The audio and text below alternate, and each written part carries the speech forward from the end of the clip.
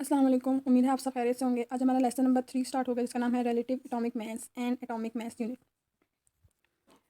Suppose करें कि आप लोग एक शॉप में जाते हैं और आपने ख़रीदी है फॉर एग्जांपल शुगर, ठीक है, आपने चीनी ख़रीदी है शुगर। अब दुकान में एक स्टैंडर्ड इसका मेजरमेंट होती है, फॉर एग्जांपल शुगर की हम क्या देखते हैं केजी। इसी तरह बहुत से और चीज़ें होंगी, आप आटा ले लें, आप मैदा ले लें, उन सब की क्या होगी, आपने फॉर एग्जांपल फ्लोर लिया है, ठीक है, सबकी क्या होगी 1 केजी इसका स्टैंडर्ड मेजरमेंट है। इसी तरह एटॉमिक मास का भी एक मेजरमेंट सिस्टम होता है, ठीक है। अब एटॉमिक मास को फाइंड आउट करने के लिए जो हम मेथड यूज़ कर लेंगे वो एक इनडायरेक्ट मेथड होता है। क्यों? क्योंकि जो एटॉमिक एक एलिमेंट है ना जिसका हमने एटॉमिक मास फाइंड आउट करना है, ठीक है। अब जो एलिमेंट होता है वो एलिमेंट जो है वो एक एटम से बनके बने होते हैं, ठीक है। किससे मिलके बने होते हैं? एटम से, ठीक है। और एटम जो है वो बाखुद एक बहुत स्मॉल पार्टिकल होता है जिसके मेजरमेंट करना मुश्किल होता है, ठीक है। ये एक स्मॉल पार्टिकल होता है, एक स्मॉल पार्टिकल होता है, ठीक है, जिसकी मेजरमेंट करना मुश्किल होता है। अब इस वजह से हम एक इनडायरेक्ट मेथड यूज़ करेंगे इसकी रिलेटिव एटॉमिक मास फाइंड करने के लिए। रिलेटिव से ज़रा रिलेट करेंगे, इनडायरेक्टली रिलेट करेंगे, जिससे हमें इसका एटॉमिक मास पता लगेगा। अब हम कैसे केमिस्ट्री की ज़बान में आप लेंगे क्या स्टैंडर्ड वैल्यू होगी इसकी, हम कार्बन को लेंगे 1/4 ऑफ कार्बन लेंगे। अब हम यहाँ सोच सकते हैं हम कार्बन को ही क्यों स्टैंडर्ड मेजरमेंट में ले रहे हैं, क्यों हम ऑक्सीजन को क्यों नहीं ले रहे हैं, हम किसी बड़े एलिमेंट किसी गोल्ड को, सिल्वर को, मरकरी को, इनमें से क्यों नहीं ले रहे, हम कार्बन को ही क्यों ले रहे? क्यों? इसकी वजह क्या है? क्योंकि कार्बन एक ऐसा एलिमेंट है जिसके मिलियंस ऑफ अदर मॉलिक्यूल्स बन जाते हैं, ठीक है। वो अलग हर एटम के साथ कोई ना कोई मॉलिक्यूल बना लेता है, ठीक है, मिलकर। इसीलिए जो है ना कार्बन जो है वो हम यहाँ स्टैंडर्ड वैल्यू में इसको लेते हैं। अब आप देखें, अब हमारे पास रिलेटिव एटॉमिक मास की डेफिनेशन जो आती है वो क्या है? Relative atomic mass of element is average of mass of element. हमारे पास मास ऑफ एलिमेंट आएगा और 1/12 ऑफ कार्बन आएगा।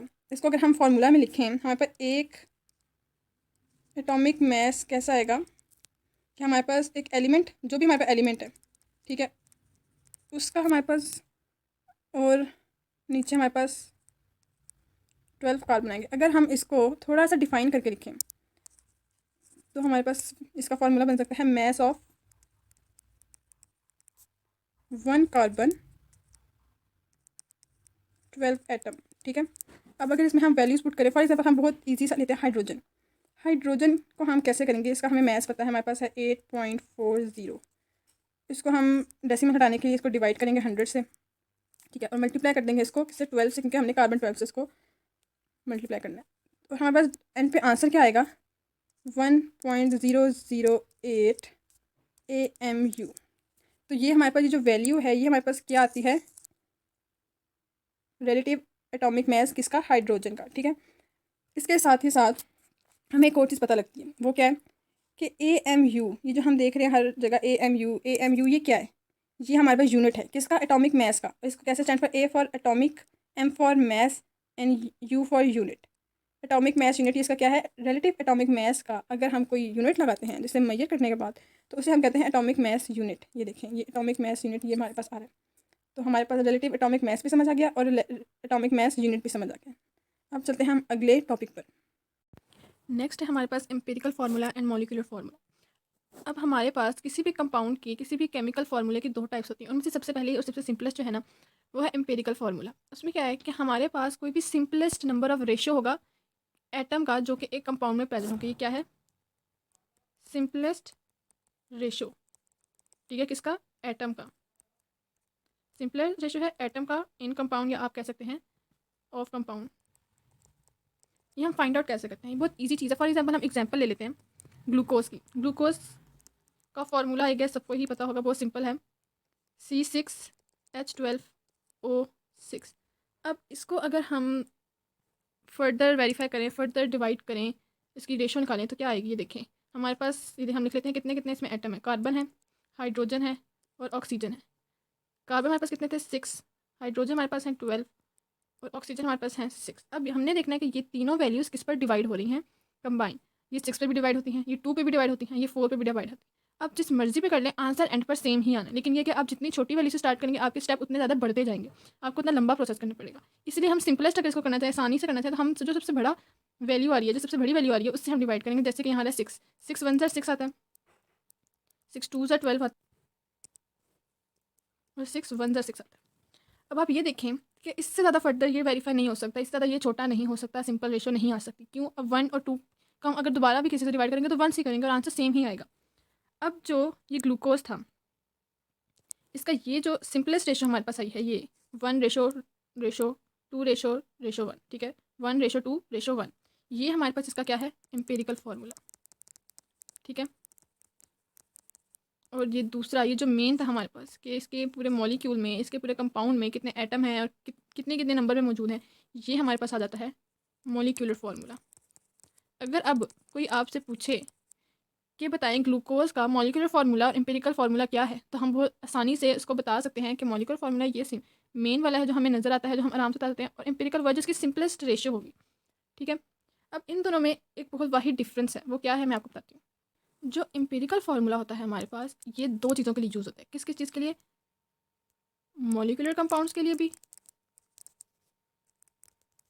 प्लस आयनिक कंपाउंड के लिए भी।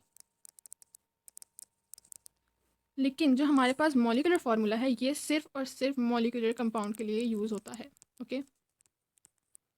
अगर अब हम इसी की एम्पिरिकल और मॉलिक्यूलर फार्मूला की एक नेक्स्ट एग्जांपल देख लें, फॉर एग्जाम्पल हम वाटर पकड़ते हैं, इससे ज़्यादा सिंपल हम क्या कर सकते हैं, तो ये भी हो सकता है कोई एग्जाम्पल ऐसी भी होती है कि वो ऑलरेडी एक सिंपल रेशो ही हो। जैसे हमारे पास वाटर है, अब वाटर के पास ये देखें 2 1 रेशो हमारे पास शुरू से ही आ रही है, यही इनका मॉलिक्यूलर फार्मूला है, यही इनका एम्पिरिकल फार्मूला है, दोनों यही हैं। अब हम चलते हैं अपने नेक्स्ट टॉपिक पर। नेक्स्ट हमारे पास आ जाता है मॉलिक्यूलर मास और फार्मूला मास। सबसे पहले हम मॉलिक्यूलर मास देखते हैं कि हम किसी भी कंपाउंड का, किसी भी एलिमेंट का मॉलिक्यूलर मास कैसे निकालते हैं, कि हम सम करते हैं सारे एटॉमिक मास को जो कि एक मॉलिक्यूल में प्रेजेंट होते हैं। देखिए सम करते हैं एटॉमिक मास को, ठीक है।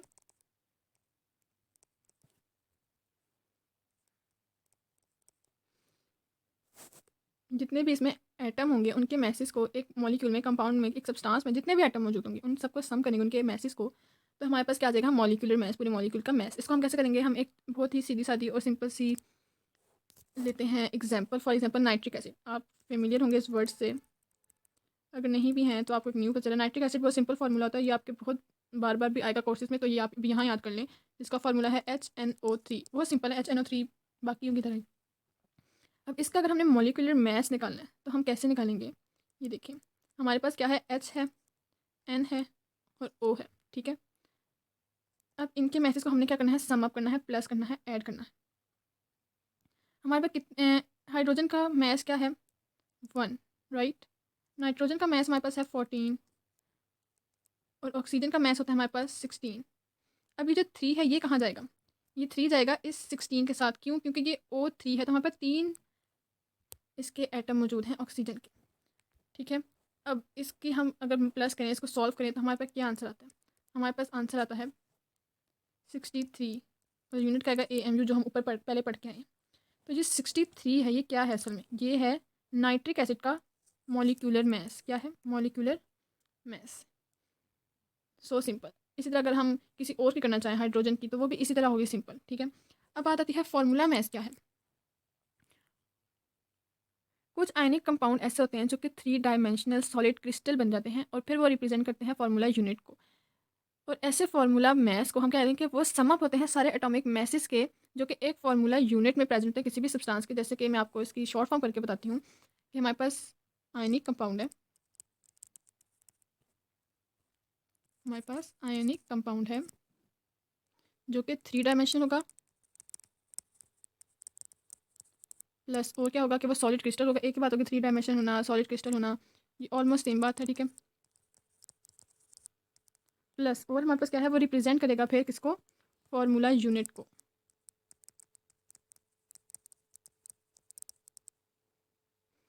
ठीक है। और फिर हम फार्मूला मास को क्या कह देंगे कि वो क्या है,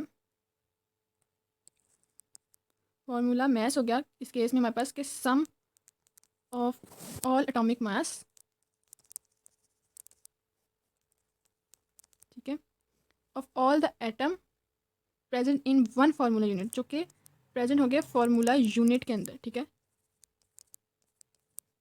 तो इसको हम कहेंगे फार्मूला मास। और फार्मूला यूनिट क्या होता है, ये हम ऊपर यहाँ पढ़ के आए, ठीक है। ये था फार्मूला यूनिट हमारे पास, ये हमारे पास बनता है फार्मूला मास। नेक्स्ट टॉपिक के साथ उतनी देर अपना ख्याल रखिएगा और हमारे यूट्यूब को सब्सक्राइब जरूर करें और इंस्टाग्राम को फॉलो करें ताकि आपको न्यू न्यू अपडेट मिलते रहें और इंस्टाग्राम पे आपको इसी टॉपिक के नोट्स मिलेंगे, तो उनको भी ज़रूर देखें। वो बहुत प्रिसाइज और बहुत ही आसान नोट्स हैं जो आपको हेल्प करेंगे पेपर के लिए।